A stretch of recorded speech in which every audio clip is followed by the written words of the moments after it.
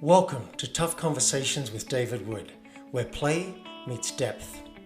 We help teams and high-performing leaders like you to master your tough conversations so you succeed in your career and in your life. When we avoid tough conversations, we stay small. Teams stay disengaged, conflicted, and ultimately end up quitting.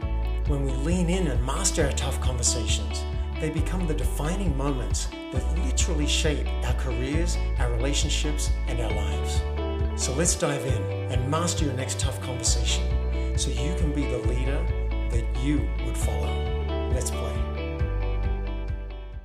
Welcome everybody to another episode of Tough Conversations with David Wood, and I'm excited by my guest. I'll introduce her soon, but first let's get her out here and just say hello, Susan Campbell. Thanks for being on the show.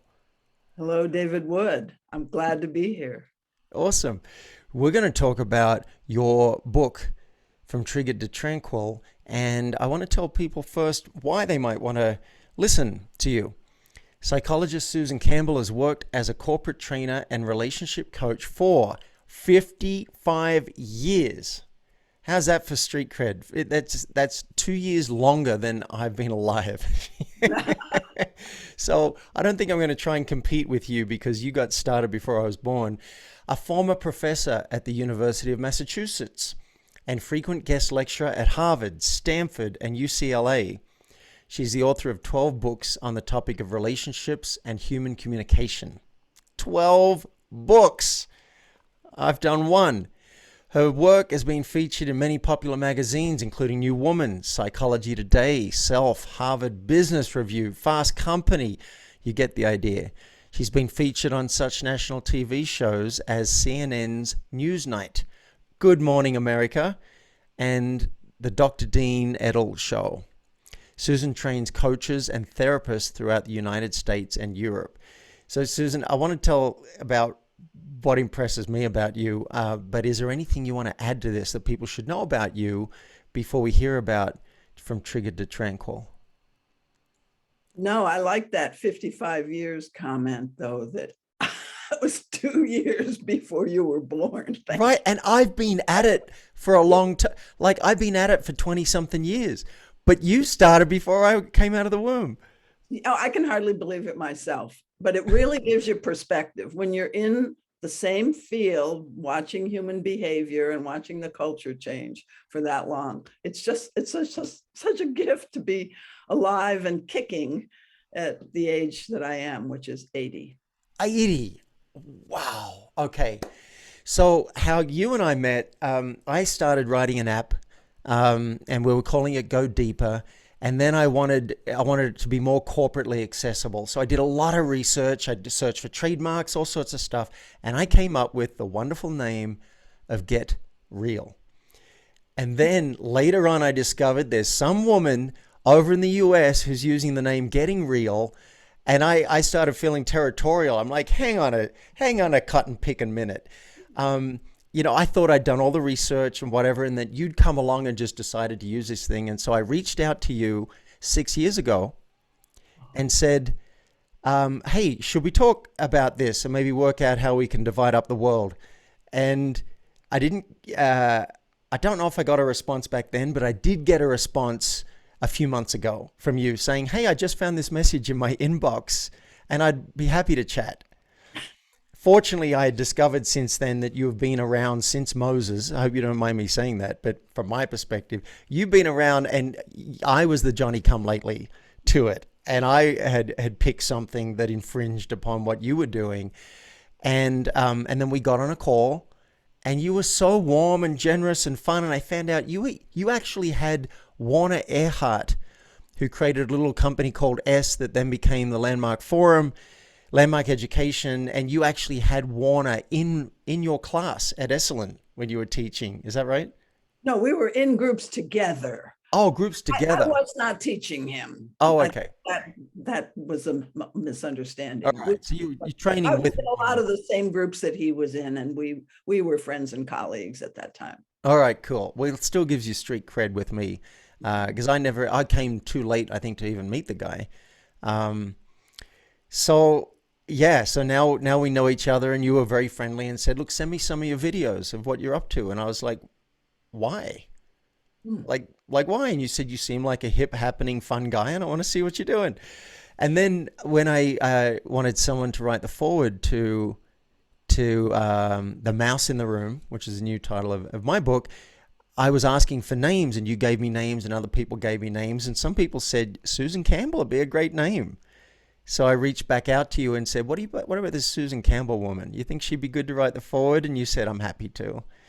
So when you said you've got your book that you wanted to promote, I was thrilled to be able to say, of course, no brainer to have you on the show. So triggered to Tranquil. Again, before we get into this, in service of getting real and being authentic and being vulnerable, you shared an embarrassing story recently on Facebook, and I was mortified reading the story.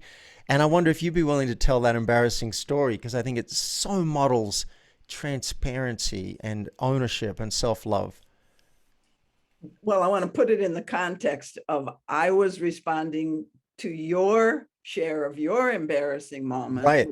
a very current one.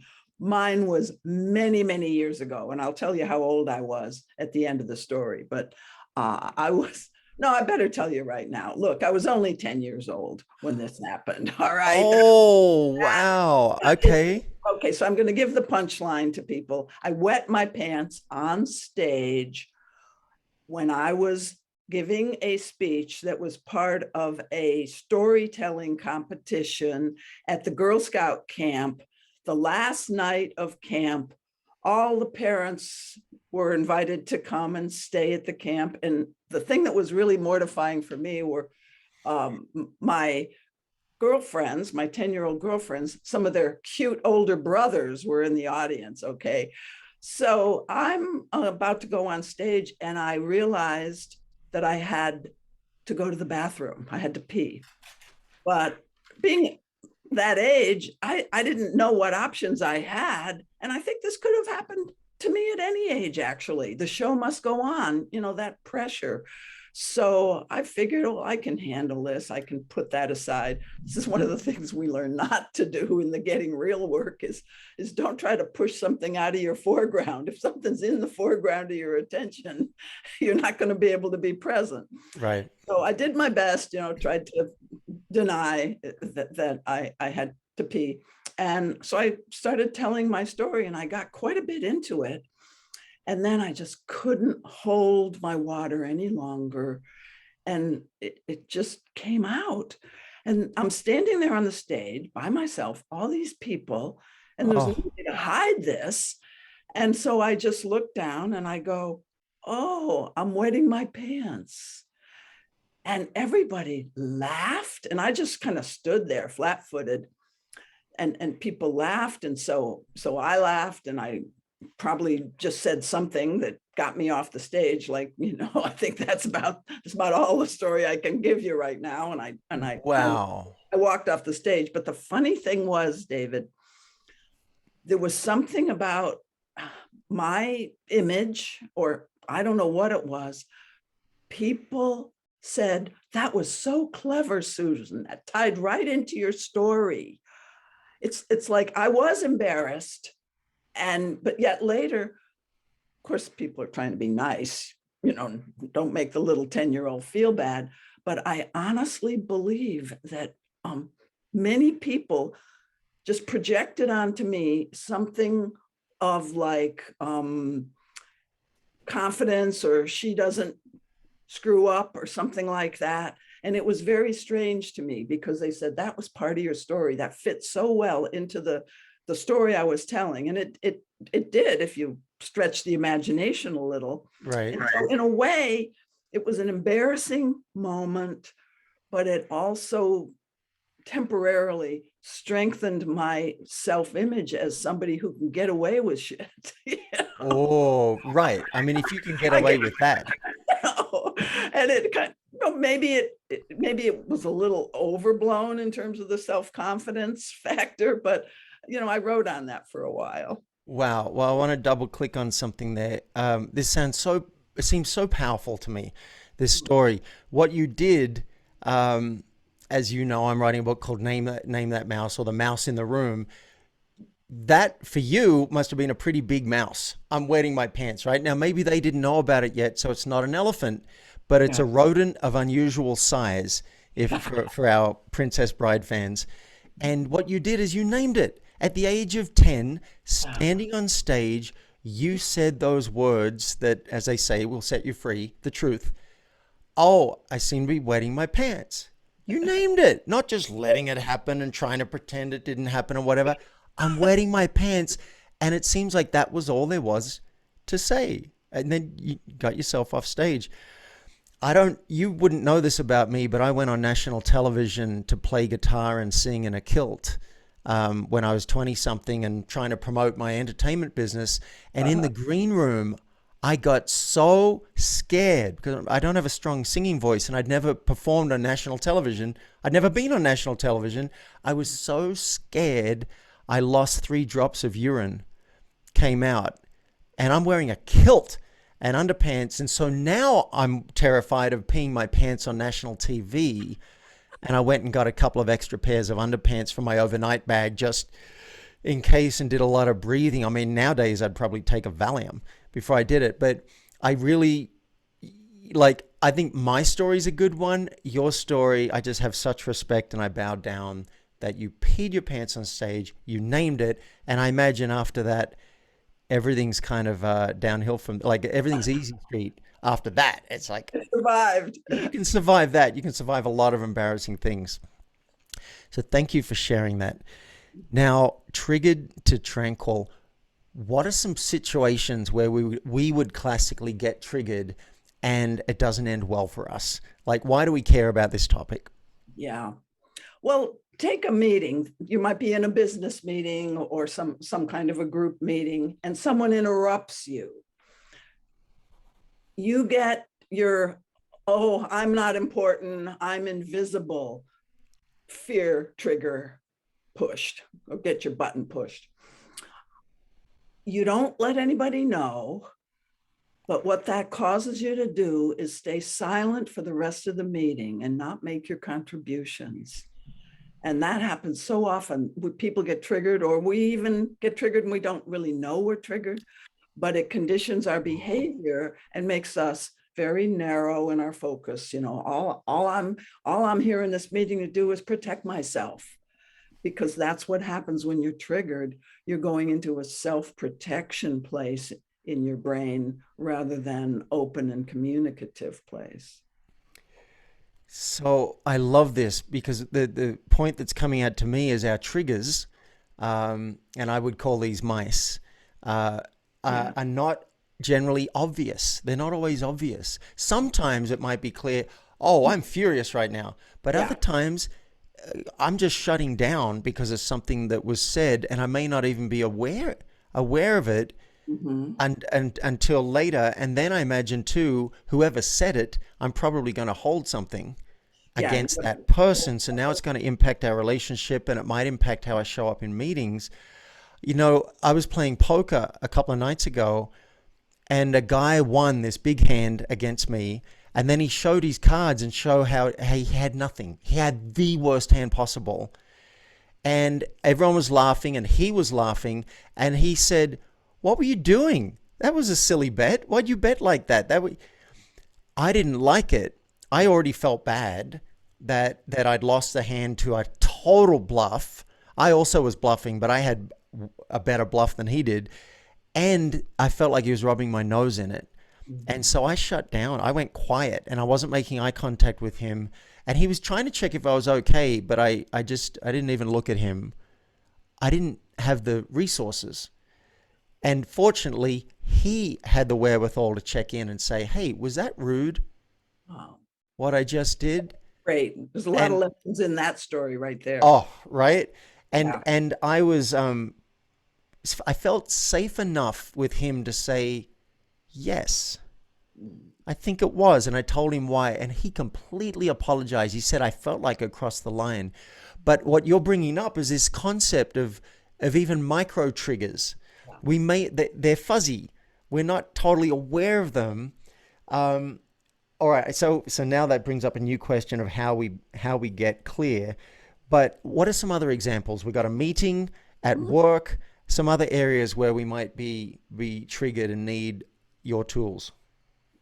Let's say you're living with somebody, whether it's your life partner or a housemate, and you're in your office and you hear them come home from work and the door slams, and you make that mean something, possibly because of some unrepaired triggers. You alluded to that a minute ago. You might be carrying stuff about this guy in the meeting who interrupted you. That's called an unrepaired rupture.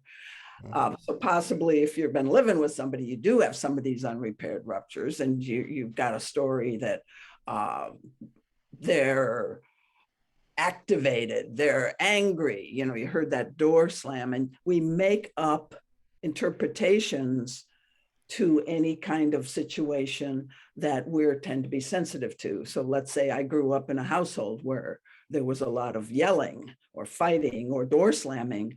I could be extremely sensitive to the door slam. So my partner, housemates, I hear them slam the door and I make up a story. Better avoid them for the rest of the evening. Or I'll be vigilant and be really conciliatory for the rest of the evening. But either way, you're coming from this self-protective place again. You're not dealing with reality. You're dealing with your story about reality, right? Susan, I gotta jump in here. Seems like you're describing my life here. This has been my Achilles heel for the last 40 days.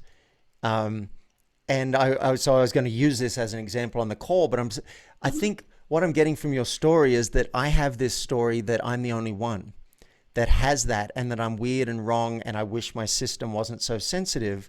And now Mm. you just told almost the exact story. So I had a tenant downstairs, Mm-hmm. and one day I got a string of angry messages. So now I'm like on alert, and I tried to resolve it, and it did not go well at all. We Mm-hmm. finally had a house meeting and just agreed to disagree, and that he would move out in 30 days. But now I got to live with someone for 30 days, and I'm carrying some unrepaired ruptures or Mm-hmm. triggers from that scenario, because when I tried to repair them, it didn't seem to go well. And I thought, let's just back off from this one and we'll just have him move out.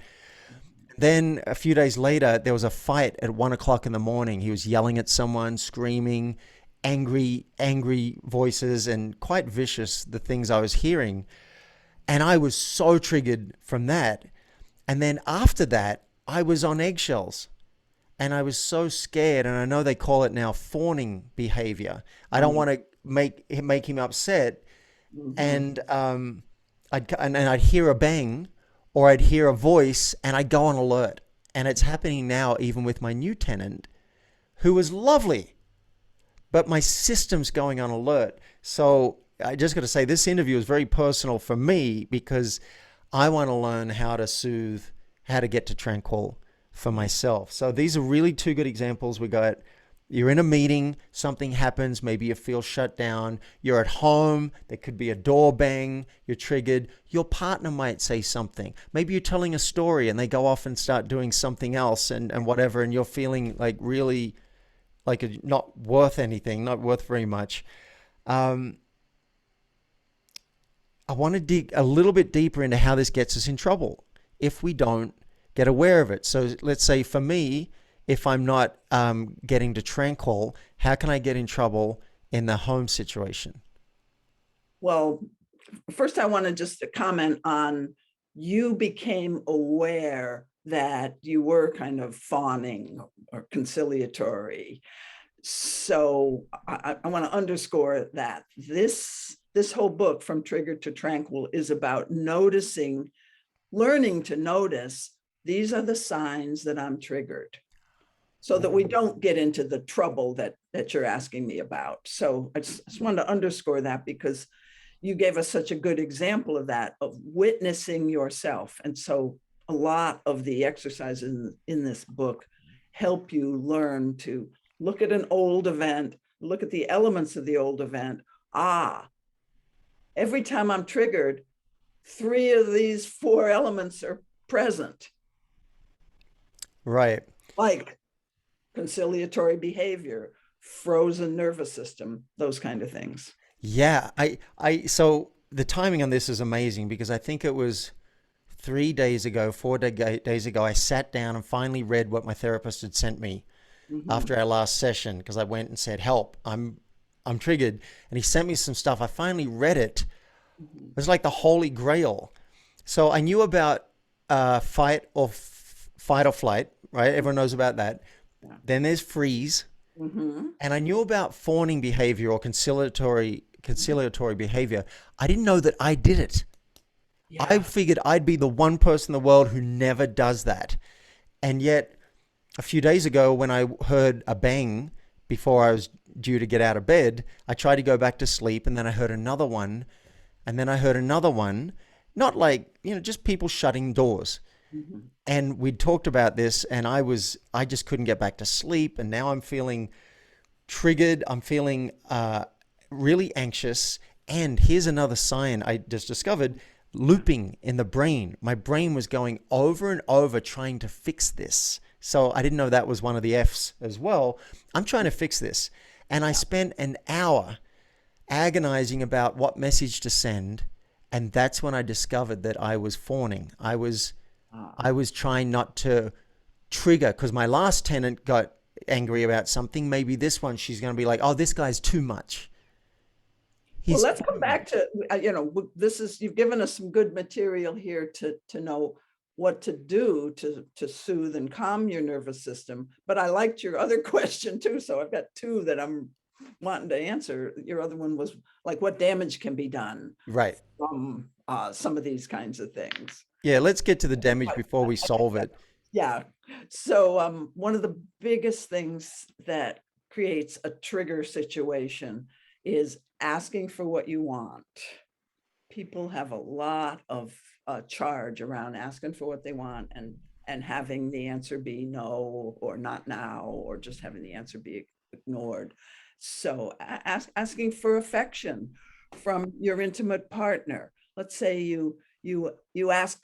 I've actually counseled people where the person will say, I initiated sex once with you back in 1989 and you said no, and so I decided I'm never going to initiate it again. That's why we're not having sex for 40 Wow. years. Seriously, things like that. I mean, that's Wow. very tender. I mean, I'm saying it almost like a cartoon, but that's a very tender thing. But honestly, people do that a lot. Maybe Right. that's an Right. exaggerated example, but I asked for what I want and didn't get it, or I tried to bring up this subject and it didn't go well. I don't bring it up again. And these are there's a lot of very important conversations that people need to be having. Right. Yeah. I Backing off. They're backing off because the answer was unpleasant once or twice or numerous times, but still they get triggered and they make up a rule for themselves that it's not safe yep. to ask. I like that term backing off. I see that image. That's what's happening energetically. I've got a friend, I just realized 3 years ago, I reached out and wanted to get on a phone call. I wanted some support with something, and he didn't seem to want to get on a call. So I stopped trying. All right. I made a story now. That didn't feel good to me. I'm like, he's really not that interested in connecting. What do I know? If I want to connect over something else or it's a different time, Mhm. okay, so it can get us in trouble because we create distance with people. And then that's going to lead to some things in time and space, like maybe my job's harder now because I got an unrepaired rupture with this coworker or my boss or, oh, when I was 5 years old, I did a play Mhm. and I had to say, ooh, a trapdoor. And I was coached to do it bigger and bigger and bigger and bigger. And finally, when we did it in front of the school, and I'm, one of the youngest kids in the whole school, um, following that, every day of my life, some kid I'd never even met would stop me in the playground and go, "Ooh, a trapdoor!" And I shut down. I made it mean that they were making fun of me, and I asked to change schools so I could get away from that. Wow. Yeah, here I am now at 53 and I'm doing my next play right now. I'm coming back to it, but it took 48 years to it. So yeah, I can see how this really gets us into trouble at work or at home if we are either macro triggered or Mhm. micro triggered and don't have aren't able to deal with it. How do we I have there were two questions you wanted to answer. I wanted to check that you'd answered both of those before I ask you more. The one about how to soothe yourself when you're looping around and, waking up in the middle of the night or early in the morning, that one. Great. Yeah. We put that for any time, but Well, that's no, that's my next one where question is how do we handle these things? And my other question is how do we get clear? Because sometimes it's hard to even know why I'm upset with someone. I just know that didn't feel good. So please answer either one of those questions or something else that you just made up in your head. all right. Well, what I teach people, first of all, is to value. So I have to give a little background here to give a good answer to what you said here. Um, Teach people to value that, yeah, like that there's a lot of good information about what your deeper needs are, your unmet childhood needs. This is where we're going, David, is you can get to know yourself at a much deeper level if you learn to value, oh, that was a trigger reaction or a trauma response, which is basically a fight, flight, freeze that comes from unfinished childhood business, where one of your core needs, like the need for safety, loving attention, to feel valued and approved of, those are needs that every child needs to grow up healthy, and most parents don't meet all those needs perfectly. So we're going to have some misinterpretation about, oh, that need wasn't met. That means I'm invisible, I'm unimportant, I'm not good enough, I'm not lovable. Kids will, and this is usually, they don't think in these words. It takes a little therapy sometimes or reading this book to uncover the like secret language that you're making up about the world, like I'm not good enough is something about how I am and how the world is relating to me. So people overgeneralize some of those painful reactions when they're young because they weren't able to get co-regulation. This is holding by the parent. They weren't able to feel safe enough to go to the parent when they're upset and be held with their tender, painful feelings. What we mostly learned was if I'm upset, it makes the adults uncomfortable. People don't have time for my pain. So we kind of, in a subtle way, get the impression, because we're taking our cues from the big people, if I'm in pain or upset, there's something bad or wrong about me. So then this whole emotional pain layer of a person, like the ability to reach out when you're upset or need of a hug or need of reassurance, that gets kind of pushed down for a lot of us. We're not real spontaneous about asking for those kind of needs to be held, witnessed, and just loved, because we didn't learn it from our early caregivers. If the parent had said, oh honey, oh yeah, the kids were making fun of you, let me hold you, that really hurts, yeah, empathy, not, oh, you go to tell those kids da da da, or don't worry about those kids, they don't matter. That's what the average Or a parent. line I heard from my mother Mhm. only once in the last 25 years, but she said, David, you're being too sensitive. Oh, so many people got that message, so many. And That I was like, oh, you did not just say that to me. I, But I got that when I was old enough to have some that perspective. wasn't, yeah, that was only once in your history, but so many kids get that first subliminally and then verbally all their lives. I'll give And you something to cry about. that whole thing too, Yeah. that's the kind of people that are really gobbling up my book, because it shows you how there's absolutely nothing wrong with you when you get triggered. It's built into the human nervous system. It's a survival reaction, and we have to learn to cope with this reptilian part of our brains that tends to react automatically to anything that appears to be dangerous. But that part of the brain was evolved when there really were life-threatening predators around. Right. Okay.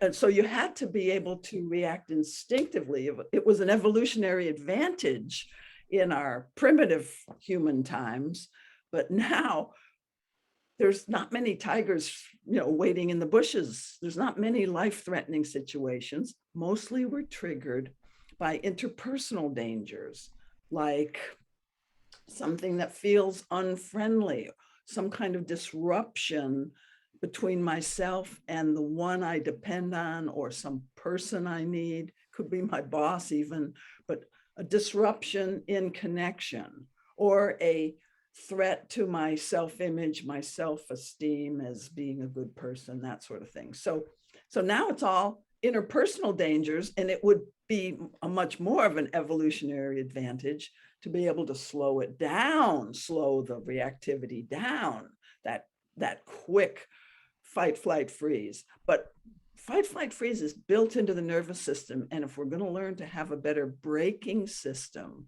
slow things down and go, oh, wait a minute, my partner has that personality style. They're always doubting somebody. That they start with doubt. They start with, where's your research? They don't start with trusting me.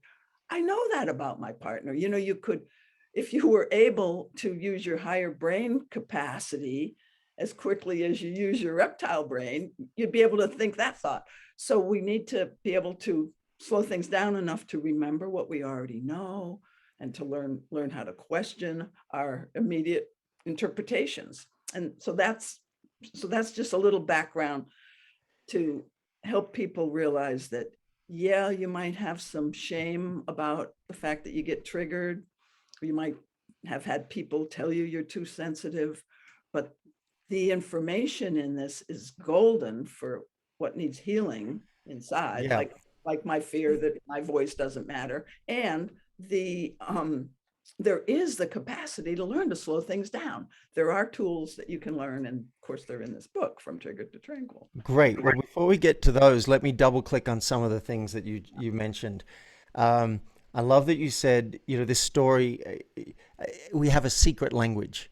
I Mm. love that. Secret language, let's put a name on it, what we're telling ourselves. Mhm. And you mentioned this story that people don't have time for my pain. And I really relate to that, particularly at this poker example. I remember there have been some times when I have been upset by a decision that was made, or a rule I didn't know about. Mhm. And there was no discussion. There was just, yeah, that's how it is. And so I figured I just had to suck it up. And so at this other group, I went and bulldozed over what someone had said. He objected to something that I was going to do, and I just bulldozed through it because I didn't think I was going to be listened to. Mhm. And he said, and then later on I explained it, and he said, "Oh, I wish we'd had this discussion before you did it." Yeah. And I stopped, and I was like, firstly, I was like, "Was that an option?" Mhm. And then, yeah, I wish we had had this discussion before so I could explain how I felt like I need to push through, and you see what you want. We come up with something that feels fair, not the kind of thing you do at a poker game normally, right? So I love this. People don't have time for my pain. And then this idea that nothing's wrong with you. I read this in the literature a few days ago, and I kind of glossed over it. I'm like, yeah, whatever. I'm just trying to fix this. And then like what's happened over the last 2 or 3 days is something has changed in my nervous system. Mm. I hear the bang. I go a little bit on alert, a bit activated in my body. And then my cortex says, that's what your body does. That's the system. It thinks there's danger. Beautiful. It's that fast. And then I'm already coming down.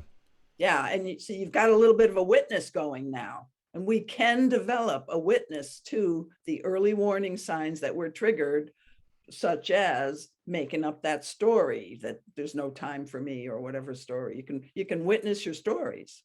Yeah. So I just want to say it might even sound cliche to say there's nothing wrong with you, but I didn't realize how strongly I was judging myself and saying, David, you're weak, and this is not logical. It's ridiculous that you're in such a state of anxiety just because you hear voices out on the deck and you didn't know there were people around, and now you're like violently anxious, and I'm embarrassed. And this hearing you and reading the literature that says, no, this is just you're wired to respond to certain things, and it may not be totally practical, but it's just how it's happening. And then the fourth thing that I got from everything you said is, and you started with this, is we can value the information. Mhm. This is not just an unpleasant thing that's happening. This is going to tell you what you care about. This might tell you what the other person cares about. You might learn. When I did my interview with the current tenant, I was asking questions for half an hour. And then she said at the end of half an hour, well, I just want a place where I can feel safe. Mm. And it clicked. A light bulb went off, and I said, these questions I've asked you for the last 30 minutes, Mhm. they're all geared so that I can feel safe in my own home. Beautiful. So Yeah. we have the I same knew goal. you were going to say that. So we have the same goal, and we oriented around that, and she just moved in a week ago. Who knew that we both wanted the same thing? It didn't have to be enemies, right? So there's the value, to your point of value. How much value did I get out of realizing what I really needed? Yes. And that need for safety is like almost universal. So many people are going around feeling unsafe and therefore very, very triggerable. And we want to, of course, create a safer world. So knowing how to soothe ourselves and help others feel safe in our presence, that's the name of the game now. Oh, wow. This has just reminded me too. I worked with a therapist in Bali, and after every session, she'd say the same thing. I feel, I need. Yeah, that's it. Every session, no matter what I said, no matter what I brought. And finally, it started to sink in for me, for my left brain, cerebral, whatever, control freak. I was missing those two pieces. Mm-hmm. This is what I'm feeling. This is what I need. So I don't want you to give away all the tools, because I want people to go and get the book so they can really dive into From Triggered to Tranquil. But can you give us a little teaser of what might be next, or something that we could use once we've realized and we read, okay, I want the value here. What can we do? What could I do in that situation of the banging doors to actually regulate? Yes, when you notice one of the early warning signs that you're triggered, and in the book I show you how to notice your early warning signs, then you pause, you slow things down so that you can get back into a safe place inside yourself. You know when you're starting to exhibit one of these early warning signs, if it's trying to fix it or wishing the other person would do something different that wouldn't push your buttons. See, a lot of people don't realize how much just habitual thoughts are part of the early warning sign, like a judgmental thought, or wishing the other person would. Now, why didn't they? Wishing they would do something different. Yeah. Or for me, it's like, what message could I send that's not going to get them upset, but is still going to be my truth? I can spend 2 hours on that. Yeah, and see, all of that narrows your range of options. And so, you just admit that. So we have to be able to admit that we're wetting our pants, like, Right. I'm I'm wetting my out pants. of options I'm here. triggered. My animal brain is taking over from the cortex. Yes. Okay. So you know that, and and you develop a practice of taking 5 or 10 slow, conscious breaths. Through the nose is preferable because this activates the vagus nerve that comes down from the brain. You can also kind of soothe the side of your face here where the vagus nerve is, but you can do various practices. And, I go through them in the book to help you bring safety to your nervous system, grounding. So there's different ways to bring yourself present. And then the next thing, you either, depending on how present you're able to get, you can just continue like, oh, I needed to pause. Usually if you're in an interpersonal situation, you might say, give me a minute. I need to collect myself before I respond, something like that. You can find a socially graceful way to do that. Yeah. Or you can, if it's a different context, you can say, I'm starting to get triggered. I need to calm my nervous system. I'll be back in a second. Nice. So sometimes those things can work in a short period of time if you're not too triggered. But a lot of times people have been going through their reactive cycle, either, yes, you did, no, I didn't, in an interpersonal, or grinding in their head how to fix it and that sort of thing. So it's going to take a little longer. And then you may, and it's highly recommended that at least when you're safe, maybe not in the interpersonal, but you take a bathroom break or you do it later when you're home, you go back and remember the thing that triggered you. And then there's a practice that I teach in the book called compassionate self-inquiry. So you start with what you heard or saw or what you wanted and didn't get. And then you feel body sensations, feelings, and through just following that, slowing down and practicing holding space for yourself by opening up your breathing, you will discover things about yourself just from that practice. I mean, there's few more elements to it. Like you said, I don't want to give it all away. Yeah. But there are ways to really learn to love yourself where it hurts. Love it. So I'm gonna recap some of these for listeners and for myself.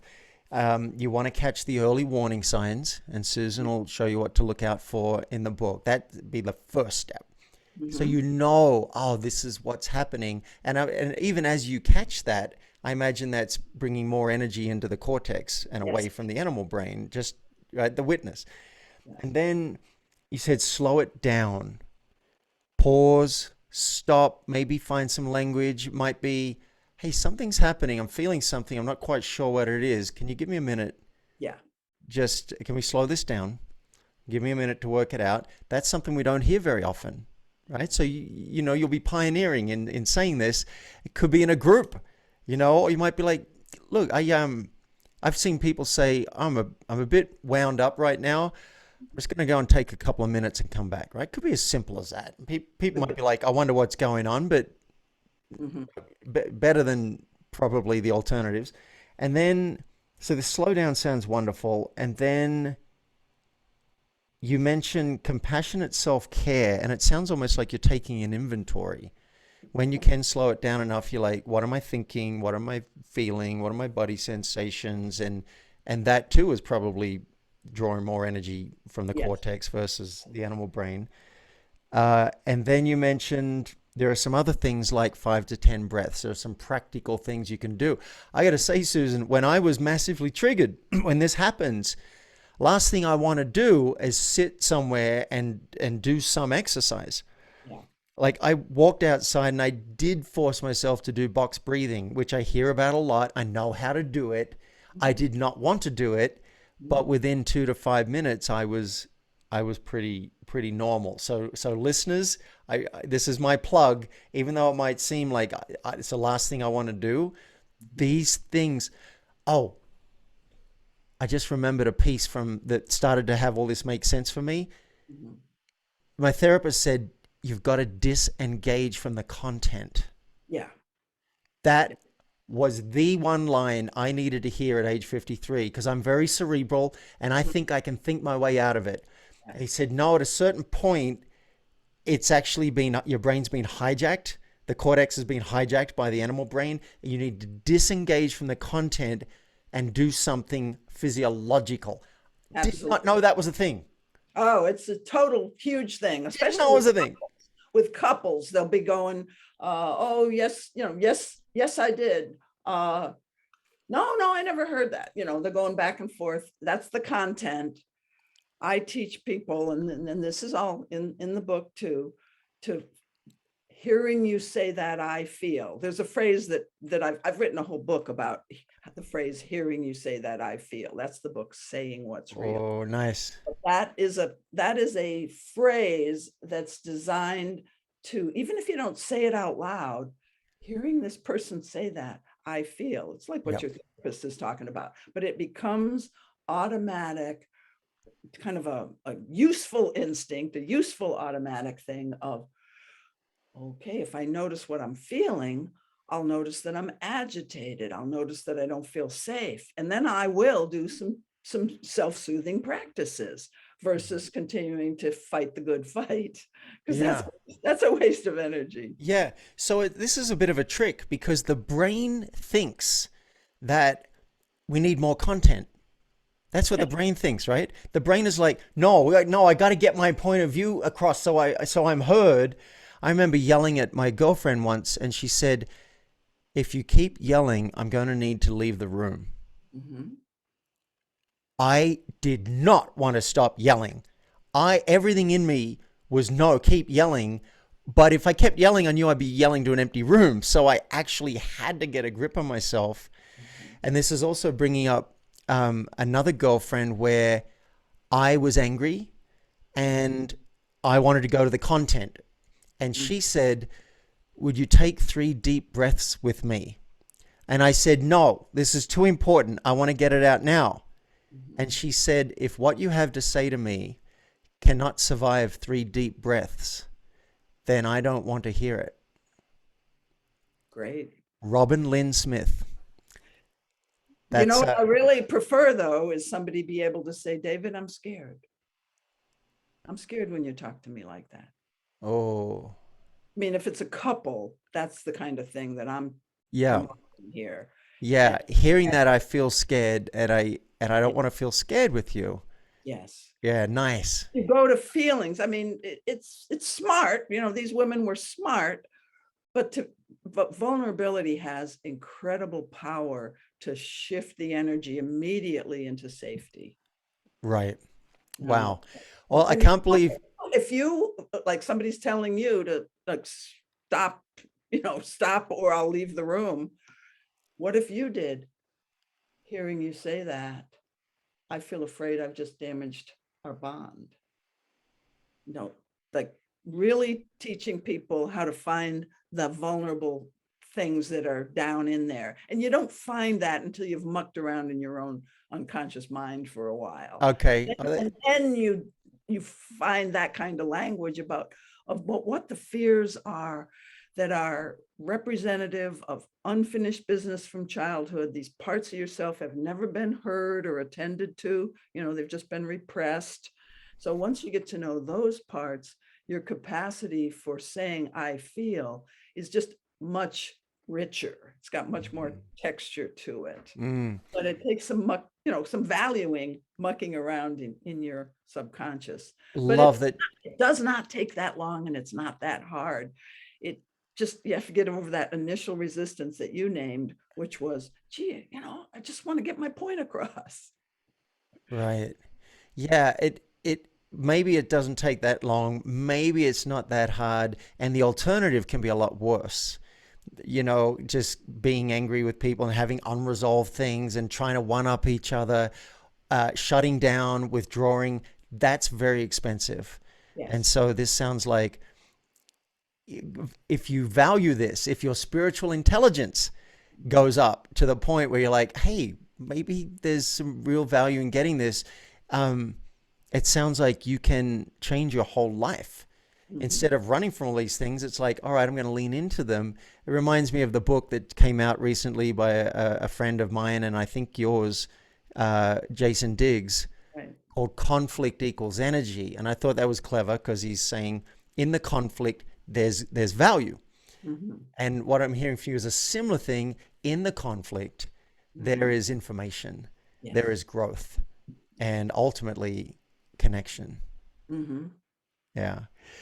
I can't believe where the time has gone. We're coming into the landing now. Is there anything like, is there anything that you feel is burning that you didn't get to say before I ask you where can people go and buy the book and find out more about you? I'm feeling complete with this, David. Okay. Great conversation. Great. Oh, I've loved it. I've got so many scribbled notes down here, and you've given me some pieces and named some things that the trainer in me is like, oh, yes, we had to name that. That was good. So, respect, Susan Campbell, appreciation. Thank you for writing the foreword to The Mouse in the Room. Very grateful for that. And I am just feeling so lit up now after seeing you break down something that can be very scary, very hard, and show us a path to how we can find more self-love and more connection with others. Thank you so much. How can people get the book and find out more about you? Okay, well, I prefer people actually go to like Amazon so you can write me a review. Frankly, I don't make much money when you buy it from my website, but do go to my website and subscribe to my newsletter. My website's susancampbell.com, because I have a free monthly group Zoom call, free coaching. You can get 10 minutes of free therapy from Susan Campbell once a month. Awesome. And it's a nice community of people who come on these calls. So that's all announced in my monthly newsletter. And you get the newsletter by going to susancampbell.com. Right. And that Susan Campbell is with a P, Campbell. Yes. Susan Campbell, and Susan is SUSAN. Right. SusanCampbell.com. And then, yeah, listeners, if something resonated for you, go and spring for the $15 and get the book on Amazon. And then nothing says thank you to an author like going and writing a review with one or two key points that you got out of the book. If you liked it. If you don't like it, maybe tell her how she can improve the next one. But yeah, go and leave a review. It's so cool to see those ratings go up and the review count. And that's sometimes how other people decide if they're going to buy the book or not. That there's a bunch of positive reviews. Susan Campbell, you rock. The legend, the woman, the myth. Thanks for being on the show. Thank you, David. You've been listening to Tough Conversations with David Wood. Now it's action time. Mastering your tough conversations will have a major impact on your team, your company, and you as a high-performing executive or entrepreneur. If you're ready, request a discovery session with me at playforreal.life so we can transform your team, your company, and you. And if you've enjoyed this episode, I would love you to help me spread this message of tough conversations in a very simple way. Just leave a public review at playforreal.life/podcast. And you may hear me read it out loud and thank you live on a future podcast.